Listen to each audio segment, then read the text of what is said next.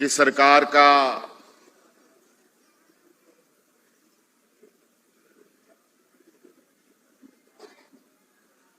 और कृषि विभाग का उद्देश्य और लक्ष्य जो हम लोगों ने इस राज्य के अधिकतर लोग जुड़े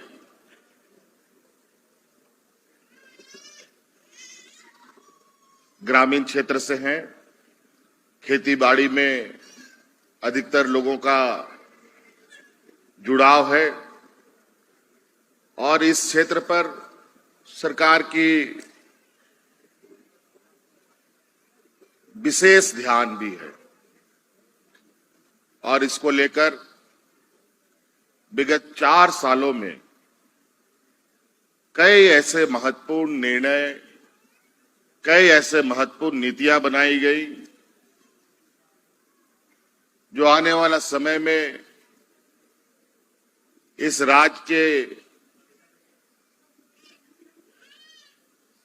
किसान भाइयों के लिए एक मील का पत्थर साबित होगा। वैसे पूरा देश, कृषि प्रधान देश जिसको हम कहते हैं, इस भारत देश को कमोवेश आज विकास के इस भौतिकवादी युग में किसानों के प्रति आज जो नीतियां बनी और उसका जो फलाफल निकला,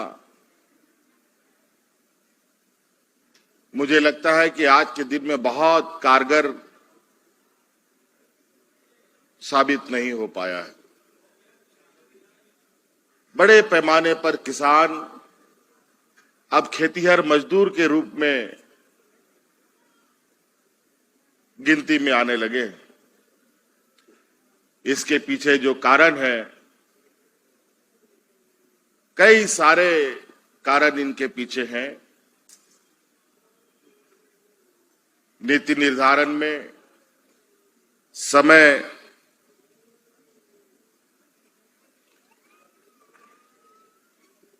पर्यावरण जलवायु में परिवर्तन, सही समय पर किसानों को संसाधन उपलब्ध नहीं होना, कई सारे कारण हैं।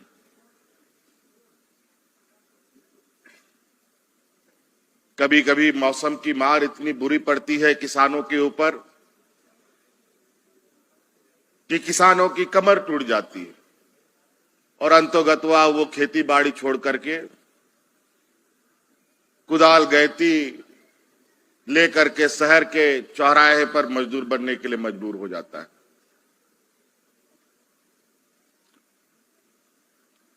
ये बहुत चिंता का विषय है। इसीलिए हम लोगों ने अलग अलग कार्यक्रमों के माध्यम से वैकल्पिक खेती के माध्यम से किसानों को खेतों से जुड़े रहने का, अपने परंपरागत व्यवस्था के साथ आगे बढ़ने का हम लोगों ने अनेकों कार्यक्रम चलाए हैं और कई चीजों में हम लोगों ने कई महत्वपूर्ण लक्ष्य भी हासिल किए हैं। पशुपालन के क्षेत्र में अगर हम देखें, चाहे वो मछली पालन हो, चाहे वो दूध उत्पादन, गाय पालन की बात हो, चाहे मुर्गी पालन की बात हो, चाहे अन्य किसी पशुपालन की बात हो, हम लोगों ने निरंतर उसमें फोकस किया। लेकिन इसमें आपको, जिनको इसको अमल में लाना है, आपकी बहुत बड़ी भूमिका है। आपके बगैर सरकार की कोई भी योजना सफल नहीं हो सकती।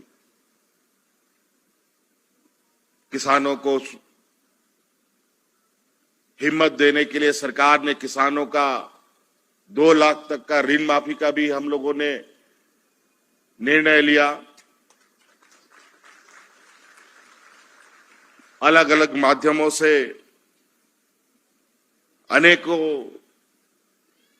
पशु बांटे गए और आपको मालूम होगा कि पूर्व में जो पशुएं हमारे ग्रामीणों को दिया जाता था, वो ऐसे पशु मिलते थे जो कहीं ना कहीं बूढ़े होते थे या बीमारी से ग्रसित होते थे, और नतीजा ये होता था कि किसान भाई उन जानवरों को ले जाता था और 6 महीना 5 महीने के बाद वो मर जाता था। छोटे मोटे बीमारी से भी उनकी मौत हो जाती थी, और उसके ऊपर जो किसान खर्च करता था वो अलग। फिर किसान पशुपालन भी छोड़ देता था। इस राज्य में पहली बार हम लोगों ने नीतियां बनाई, अब हम जो किसानों को पशु देंगे वो बीमाकृत जानवर हम लोग देने की। जो भी जानवर आपका मरेगा किसी बीमारी से, किसी चीज से, वो पहले से बीमाकृत होगा और उसका पूरा भुगतान किसानों को किया जाएगा। हमने ये देखा, यहां मोटरसाइकिल, साइकिल, गाड़ी, घोड़ा, आदमी सबका इंश्योरेंस होता है, लेकिन जानवर का इंश्योरेंस नहीं होता। तो हम लोगों ने इसको भी प्रारंभ किया। आप लोग अक्सर सुनते थे यहां पर मछली आंध्र प्रदेश से आता था, लेकिन अब बड़े पैमाने पर यहां पर मछली पालन में भी लोग आगे बढ़े हैं और आंध्र प्रदेश से आने वाले मछलियों में भी बड़े पैमाने में कमी आई है। और ये बात आप सब लोग जानिए और मानिए, पूरा देश दुनिया में मांस, मछली, अंडा, दूध पीने वाला लोग रहेगा ही रहेगा। यहां पर बैठे लोग, अधिकतर लोग मांस, मछली, अंडा, दूध खाते होंगे। जब अंडा दूध खाते होंगे तो अंडा, दूध, मांस, मछली कहीं से तो आता होगा। लेकिन इस राज्य में कहीं दूध आता है दूसरे राज्यों से, मछली आता है दूसरे राज्यों से, मुर्गा आता है दूसरे राज्यों से, बकरी आता है दूसरे, खस्सी आता है दूसरे राज्यों से। बड़ा विचित्र बात है। और उन खस्सी को खरीदने, उनका मीट खरीदने के लिए, अंडा खरीदने के लिए, दूध खरीदने के लिए हम लोग जेब से पैसा निकाल करके उन लोग को देते हैं। ऐसा काहे नहीं हो सकता है कि हम ही लोग पाले, हम ही लोग बेचे और हम लोग का राज का पैसा हमारे ही राज में रहे, हमारा जेब का पैसा आपके जेब में जाए, आपका पैसा आपके खेती बाड़ी में जाए। ऐसा क्यों नहीं हो सकता? जरूर हो सकता है। और झारखंड के लोग तो परंपरागत रूप से खेती बाड़ी, गाय गोरू बकरी लोग पाल पाल करके हम लोग यहां तक आए। गरीबों के लिए कोई बैंक खाता में बोरा भर भर के पैसा नहीं रहता है। हम लोग का, किसानों का, हमारे ग्रामीणों का जो मूल धन होता है वो पशुधन होता है, खेत खलियान होता है। इसीलिए हम बार बार कहते हैं हमारे ग्रामीणों के लिए, हमारे किसानों के लिए, जैसे बाजार में बड़े बड़े व्यापारियों के लिए बैंक और एटीएम कार्ड होता है, तो हमारा किसानों का एटीएम कार्ड और बैंक जो है खेत और खलियान है, पशुधन है। इन्हीं जानवरों को बेचकर घर में शादी ब्याह आप लोग कराते हैं, बाल बच्चों को पढ़ाते भी हैं, और जरूरत पड़ा तो बीमार के समय में भी ये जानवर हमें अपनी जिंदगी से बचाने में सहयोग करता है। कितनी बड़ी बात है। लेकिन आज हम लोग थोड़ा, लगता है इसमें आलसपना ही आ गया है और थोड़ा सा लोग उसको प्रोत्साहन भी नहीं देता है। लेकिन हम लोगों ने इस बार हर वो चीज में कदम आगे बढ़ाया है। अब वन उपज को लेकर के, जहां हम लोग का जंगलों में उगने वाले जितने भी वन उपज है, उस पर आप सभी किसानों को, ग्रामीणों को सही मूल्य मिले, इसके लिए भी सरकार संकल्पित है।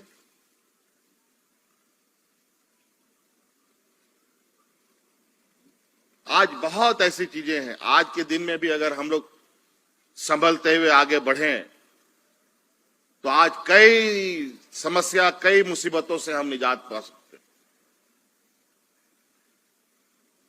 आज जिस तरीके से मिलावटी पदार्थों का हमारे दिनचर्या में हम लोग उपयोग कर रहे हैं, आज गांव देहात के लोगों को देखिए, आज भी गांव देहात के ऐसे बूढ़े बुजुर्ग लोग हैं जो 100 साल से ऊपर पार कर रहा है। लेकिन बता दीजिए बाजार में 100 साल पार करने वाला कितना लोग होगा? वो भी पुराना लोग होगा, वही सब, अब नहीं। तो कहीं ना कहीं किसानों का, ग्रामीण व्यवस्था का,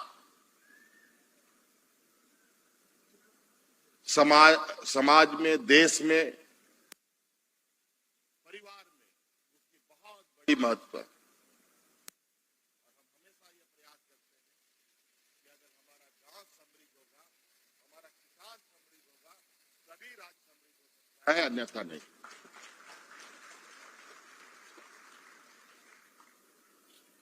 शहर के समृद्ध होने से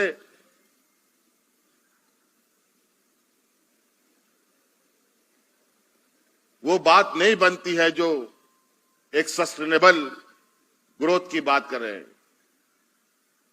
अस्थायी तौर पर राज्य की मजबूती की बात कहें।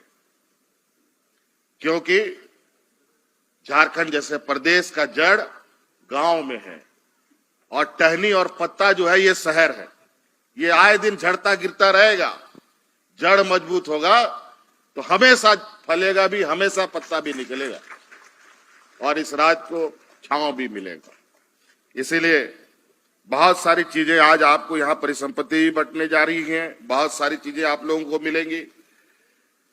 हम लोगों का प्रयास है, अभी तो कई चुनौतियों के साथ लड़ते झगड़ते, कोरोना देखते हुए, कोर्ट कचहरी जेल देखते हुए, कई बार उथल पुथल होते हुए भी हम लोग आज कार्यकाल के अंतिम चरण पर है।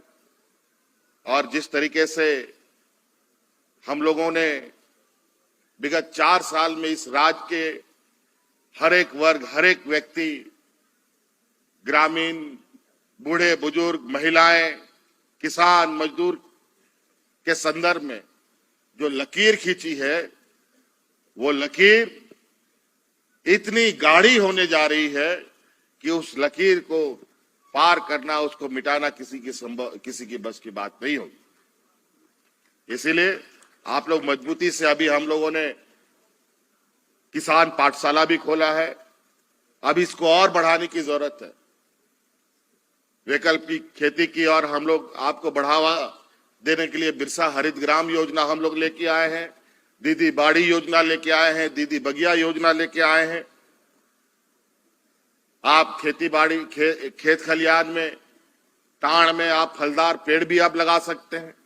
आप बताइए, हम मांस मछली का तो बात कर लिए, लोग फल भी खाते हैं, आम खाता है, अमरूद खाता है, लीची खाता है, केला खाता है, पपीता खाता है, तरबूज खाता है। हम मुसम्मी क्यों नहीं खेती कर सकते? हम लोग उस पर भी हमें जाना चाहिए। आम सब दूसरा राज्य से आता है। आजकल ऐसे ऐसे फलों का इजाद हो गया जो 1-1 किलो 1-1 लाख रुपया का।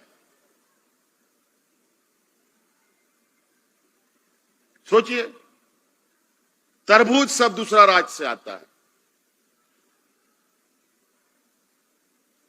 तो कई ऐसी चीजें हैं, अगर हम लोग विस्तृत रूप में जाएंगे तो बहुत बातें आएंगी। मुझे